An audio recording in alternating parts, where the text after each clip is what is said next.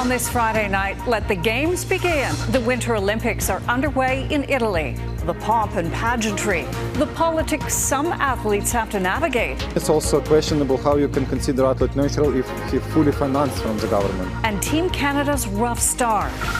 Dangerous chemicals investigation, what police say was inside this Ontario home, and the motive they've ruled out.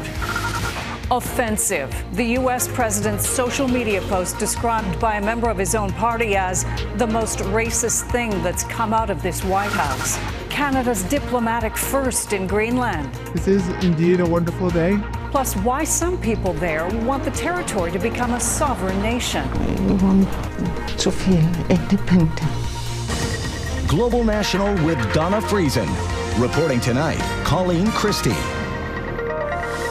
The Olympic flames sparking two cauldrons in Italy tonight, where thousands of the world's best athletes have gathered, officially kicking off the 2026 Milano-Cortina Winter Games. Among them, more than 200 Canadian athletes ready to make their country proud on the world stage, all aiming to bring home a few medals. Good evening. Thanks for joining us. Milano-Cortina's opening ceremony took place in 4 locations, setting the stage for a lot of excitement in winter sports over the next few weeks, on top of plenty of national pride. Our Mike Armstrong is there covering the games. And Mike, how did it go? Well, Colleen, we went to the opening ceremony here in Milan tonight, hoping to run into 1 or 2 Canadians. It took about a minute. It wasn't easy to get to the stadium in Milan with traffic and closed streets. Super exciting. But finding people sporting the maple leaf, shockingly simple.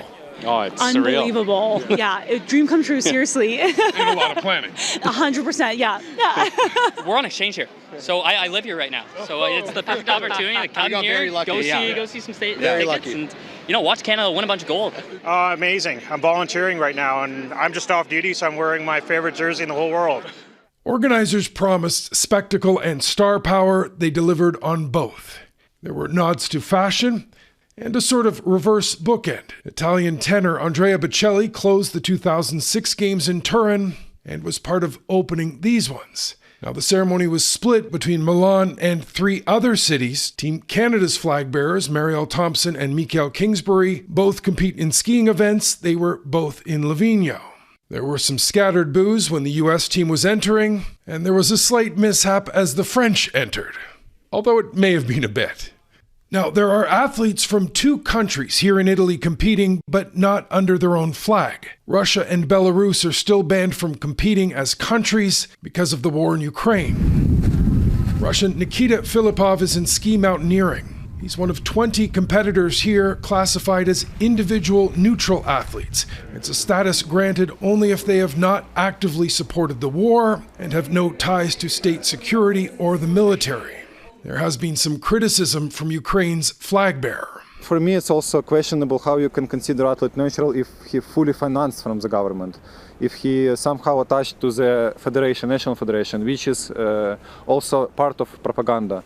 Now, there was some disappointment for Team Canada in curling Friday. Jocelyn Peterman and Brett Gallant lost to a U.S. team in the round robin. Their record drops to 3-1.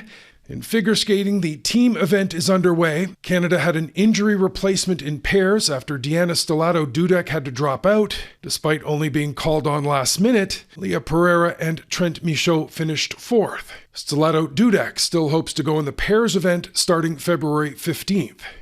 Now, the Canadian women's hockey team should be on the ice Saturday. Their first game was supposed to be Thursday against Team Finland, but that was postponed when that team was hit with a norovirus outbreak. Team Canada's first game will instead be against Switzerland. Colleen? Mike Armstrong in Milan, Italy. Thanks, Mike. What began as an investigation into trespassing at a university campus in London, Ontario, has led to the arrest of 4 men accused of making bombs. Police do not believe terrorism is involved, but as Touria Izri explains, a motive remains unclear. For days, police cars have surrounded this home on a suburban street in London, Ontario, the focal point of a mysterious investigation into an alleged bomb-making scheme. We were told that we couldn't come back into our house, and so we needed to find a place to stay, so we stayed with my sister. This woman and others were forced out of their homes after police say they discovered chemicals and explosives at a nearby property. The risk to the public has been and is controlled. We continually assess the situation closely. 4 men have been charged, all with ties to the same London post-secondary institution. My name is Jerry Tong. I studied integrated engineering at Western University. This video from last October appears to show 3 of the suspects. We're taking on the challenge of stopping weaponized drones. Police say the post is part of a widening probe, which began January 24th. Officers received a trespassing call at the Western University campus. Officers say they arrested a man and found a loaded firearm. We believe they were there for a purpose that was illegal. The rest of it still remains under investigation. The investigation later led officers to this home in London and properties in Ottawa and nearby Gatineau, Quebec. Officers have charged 25-year-old Frank Hahn, 21-year-old Astrid G, 26-year-old Ziquin Wang, all of London, and 27-year-old Jerry Tong from Ottawa. London police say they've been in contact with the RCMP and Ontario Provincial Police Intelligence Bureau, but have offered few details, including whether those charged are Canadian citizens. My first reaction was like, yeah, it's weird. It doesn't fit any sort of obvious category to me.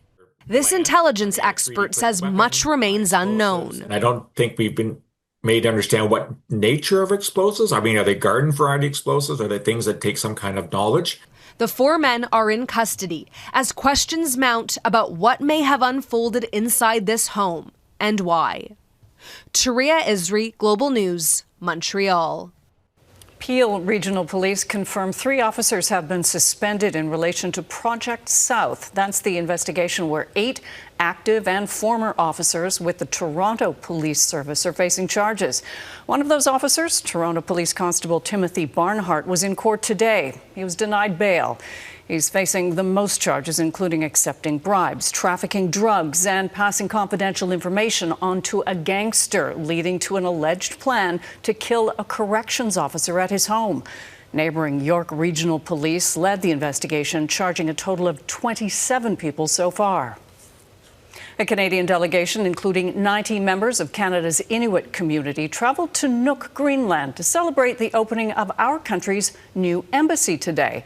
A French embassy was also opened in the Danish territory. Both had been in the works well before U.S. President Donald Trump began making his threats. But as Heather Yourex-West explains, the show of diplomatic solidarity comes at a critical time. Let's just raise our hands and clap for this day. Canada making sure its presence was significant on the snowy ground in Greenland as it opened its consulate in Nuuk, sending a large delegation of foreign ministers and members of Canada's Inuit community. We have over 90 Inuit here from Inuit in Canada to help celebrate. And we just want to show just how much in solidarity we are with Inuit in Greenland and Greenland generally. The flag raising symbolizing the beginning of a permanent diplomatic presence in the Danish territory at a time when its sovereignty is being threatened by the United States. This is not just the opening of a building, but a further strengthening of the friendship and cooperation between Greenland and Canada. We will stand together with the people of Greenland and Denmark on many issues, on defense and security, on economic resilience and bilateral ties. The Canadian delegation not alone, with France opening its consulate on the same day. It's a kind of a symbol, but not only a symbol, something very concrete about actually the cooperation between France, Greenland and the Kingdom of Denmark. When you need France, you just turn back and you say, who's there? And we are there as French. This is also an issue for the Europeans as well, because they are very sensitive to the issue of territorial integrity, not just because of Greenland, but because of Russia's invasion of Ukraine. Work to open both consulates began well before the United States began making threats to take over the territory. A twist of fate that their opening and continued presence now could not be more perfectly timed. Heather Yourex-West, Global News, Calgary. Coming up later in the newscast, many Greenlanders are pushing for full independence. Heidi Petracek explains how that dream is being overshadowed as global powers turn their attention to the Arctic. Some disappointing news about Canada's economy today. New data from Statistics Canada shows 25,000 jobs were lost in January, mostly due to a decline in part-time work. It's the first net loss of jobs since August. Despite the drop, the unemployment rate fell to 6.5% due to fewer people actively looking for work. In the U.S., there is outrage over a racist social media post by President Donald Trump. On Truth Social, Trump posted a short video mocking former President Barack Obama and former First Lady Michelle Obama using a racist trope. And we want to warn you, we will be showing some of the offensive images. Jackson Prosco joins us with reaction and explanation. Jackson. Colleen, there's been near universal condemnation of the post on President Donald Trump's Truth Social account, which came just 6 days into Black History Month. We're going to show you a still image from that video just so you can understand what Trump posted. The offensive video is AI generated and depicts the Obamas as apes, a long-standing trope used to dehumanize black people. On social media, Republican Senator Tim Scott, the only black Republican in the Senate, called the video the most racist thing I've seen out of this White House and said the president should remove it. And as the day unfolded, the dam seemed to break, and a chorus of other Republicans and Democrats condemned the post. White House Press Secretary Caroline Leavitt initially tried to defend the post and called the response fake outrage. In a statement, she claimed the video was from an internet meme that depicts Trump as king of the jungle and Democrats as characters from The Lion King, a movie that, for the record, contains no apes. But 12 hours after it was posted, the video was taken down, and the White House shifted to blaming an unnamed staffer who they claim erroneously made the post, an explanation that raises its own concerning questions. Whether or not it's true, it's worth remembering that Trump has a long history of racism directed at former President Obama, dating back to his long-standing lie that Obama was not born in the United States, something he later walked back. Colleen? Jackson Prosco in Washington. Thanks, Jackson.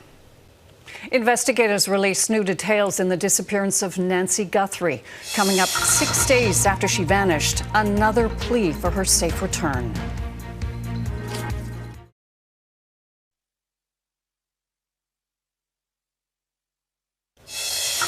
Whoever is out there holding our mother, we want to hear from you.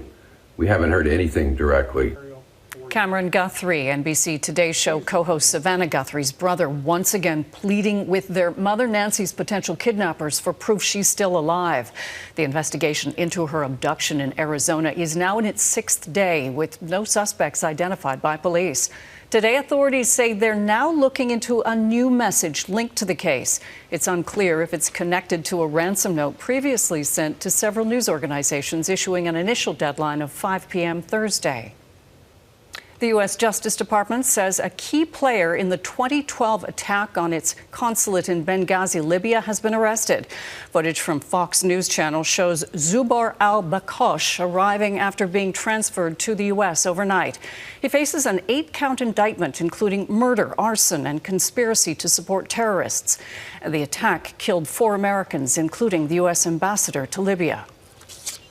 If you commit a crime against the American people, anywhere in this world, President Trump's Justice Department will find you. It might not happen overnight, but it will happen. You can run, but you cannot hide. Al-Bakosh is the 3rd person to face criminal charges in relation to the attack. 2 people are serving prison terms, while a 3rd was killed in an airstrike in Iraq in 2015. At least 31 people have been killed and dozens more injured in a suicide bombing at a mosque in Pakistan. The blast happened during Friday prayers at a Shiite mosque on the outskirts of Islamabad. Officials say the attacker opened fire on guards after they tried to intercept him. He then detonated the explosives among worshippers. The bombing is believed to be one of the deadliest attacks in the country's capital in more than a decade. Ahead, nuclear talks between the U.S. and Iran begin against a backdrop of heightened tensions in the Middle East.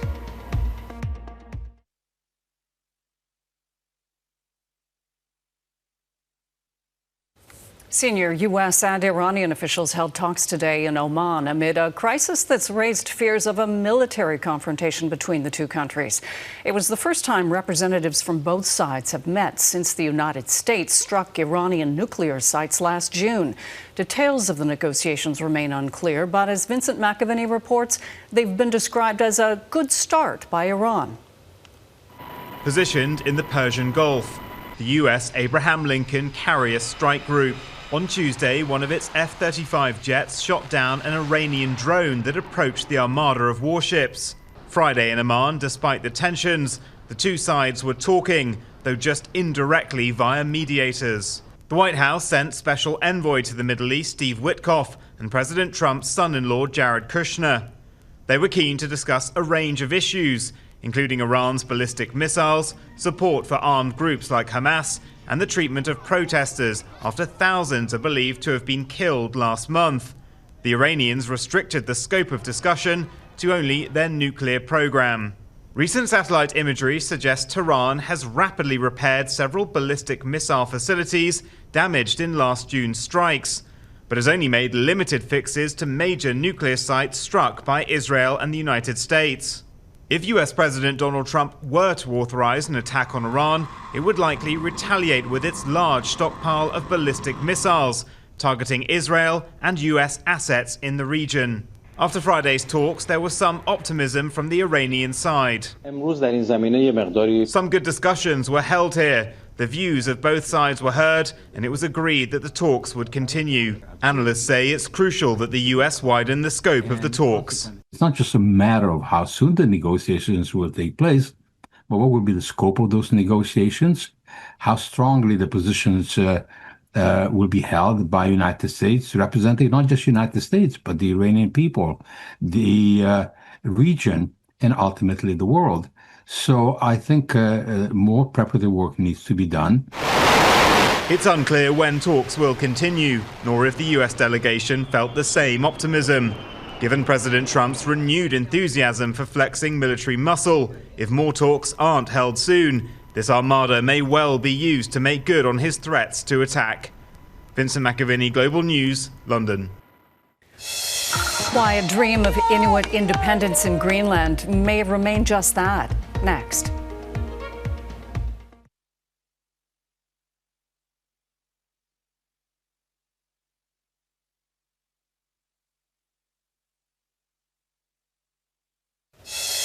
It's not the high Arctic. This is Lake Erie, bordering southwestern Ontario and nearly 100% frozen over for the first time since the late 1990s. Most of southern Ontario is under a cold weather alert with a high of -14 expected in Toronto this weekend. Temperatures have been below freezing for 20 days in a row, the longest stretch in 11 years. As Canada shows solidarity with Greenland, becoming one of the first countries to open a consulate there, a new poll offers some insight into how Greenlanders feel about U.S. President Donald Trump's threats to take over the Danish territory. 76% of residents polled are opposed to becoming part of the states. But as Heidi Petracek reports, many Greenlanders who consider themselves guardians of the land also want to become fully independent. Roughly 90% of Greenland's population is Inuit, people who have survived and lived off this harsh Arctic environment for more than 1,000 years. Over 40 years, and we are not closer to be independent. A 2009 law allows the island to declare full independence from Denmark through referendum. Anne-Nguyen Stock is among those who would vote yes, but she worries the push for sovereignty has been overshadowed by Greenland and Denmark's united response to U.S. President Donald Trump's annexation threats. They just speak to the whole world like Greenland says yes, that we are agree with everything that happened from outside, but we are not agree. Inside a fish shed in Nuuk, harvesters say they work hard for little pay. Here in Greenland, the risk of poverty is higher than in Denmark. With a population of only 57,000, the territory relies on the kingdom for financial support. Single mother Dorothy Kvist says life in Nuuk is expensive and affordable housing hard to find. But she firmly believes an independent government would be better for Inuit. It's my dream. I don't think anything because I want to feel that before I die. This is a place where traditional Greenlandic Inuit culture meets the modern world, and the relationship between the Greenlandic Inuit and Denmark has always been historically complicated, and it's still that way. Denmark's colonial legacy here of forced relocation, cultural assimilation, and family separations has left scars. We are in the middle of a generational change. Former politician, writer, and scholar Akeluk Linge once fiercely advocated for independence in the late 1970s and 80s. Now he believes Greenland's governance structure with Denmark offers the best of both worlds. We have got the best possible agreement between a former colonized people and our colonizer. Within that, there's much possibility to expand our political and economic future. Stock couldn't disagree more. Do you ever feel like you will see independence? Vision goes by. I want to feel it when I'm alive. Sorry. We want to feel independent in here. Greenland's political parties all support independence, but differ on how soon that should be. For Inuit who have already waited decades, it's hard to find hope it will happen at all. Heidi Petracek, Global News, Nuuk, Greenland. And that is Global National for this Friday night. I'm Colleen Christie. We're going back to Italy for tonight's Your Canada and Cortina d'Ampezzo, one of 6 Olympic athletes' villages. Please keep emailing your photos of Canadian pride to globalnational@globalnews.ca. Thanks for watching. Hope you'll join us again tomorrow. Have a good night.